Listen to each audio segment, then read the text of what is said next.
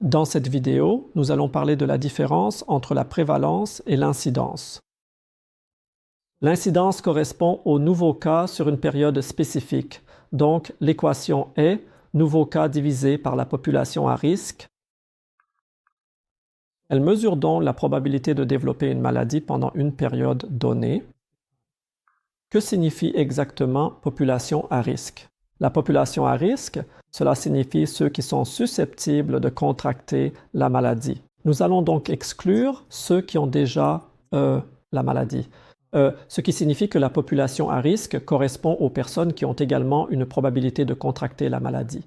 Donc nous allons exclure ceux qui ne contracteront pas la maladie, soit parce qu'ils sont immunisés, soit parce qu'ils ont déjà la maladie. Ainsi, lorsque l'incidence est élevée, cela signifie que la maladie est active, car de nouveaux cas apparaissent. Cela nous aide toujours à déterminer la cause de la maladie et aussi à connaître le risque associé au développement de la maladie. D'un autre côté, nous avons la prévalence qui correspond aux cas existants. Dans cette équation, on peut voir qu'elle dépend du nombre de cas sur le nombre total de la population. Donc, en général, cela aide lors de la planification et ce n'est pas utile pour déterminer la cause de la maladie. Cela nous indique combien, mais pas pourquoi, ni comment. Prenons donc les exemples suivants. Supposons que nous ayons 200 étudiants sur lesquels nous voulons mener une étude, réaliser une étude sur ces 200. Donc, lorsque nous voulons commencer l'étude, il y en a déjà 6 parmi eux qui ont la maladie. Après un certain temps, après 3 mois, 3 nouveaux cas développent la maladie. Calculons maintenant la prévalence et l'incidence. La prévalence est le nombre total de cas sur le nombre total de la population. Donc, si nous revenons à cet exemple, le nombre total de cas est de 9 parce que nous avons 6 anciens cas plus 3 nouveaux cas. Donc, cela fait 9 sur 200. Et dans ce cas, la réponse sera 0,045 ou nous pouvons dire 4,5% ou encore 45 cas pour 1000.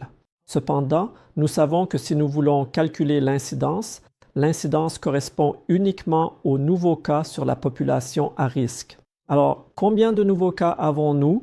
Si nous regardons l'exemple suivant, nous n'avons que 3 nouveaux cas. Les 6 autres en rouge avaient déjà la maladie dès le début, mais les 3 cas en bleu, ce sont ceux qui ont développé la maladie pendant l'étude. Donc maintenant, il n'y a que 3 nouveaux cas. Qu'en est-il de la population à risque? Dans ce cas, la population à risque sera de 194, pas 200. Pourquoi? Parce que si vous vous souvenez, la population à risque signifie ceux qui peuvent contracter la maladie. Nous allons exclure ceux qui ont déjà la maladie ou ceux qui ne vont pas l'attraper en raison de leur immunité. Donc dans ce cas, nous avons déjà 6 personnes qui ont déjà la maladie. Donc 200 moins 6, cela fait 194. Donc la réponse dans ce cas sera 3 sur 194 et le résultat sera 0,015 ou on peut dire 1,5% ou 15 cas pour 1000 ou 150 cas pour 10 000. Nous avons donc seulement 194 personnes parce que 6 d'entre elles ont déjà contracté la maladie et nous devons les exclure de la population à risque. On peut donc voir que plus l'incidence est élevée, plus elle va augmenter la prévalence, puis avec le temps, il y aura des décès ou des guérisons parmi les cas. Il existe donc une association entre la prévalence et l'incidence. Ici, on peut voir la prévalence comme nous avons environ 11 cas. Avec le temps, nous aurons de nouveaux cas qui viendront s'ajouter à cette prévalence. Donc maintenant, le nombre total de cas va changer. Nous allons avoir environ 20 cas au total et 9 nouveaux cas.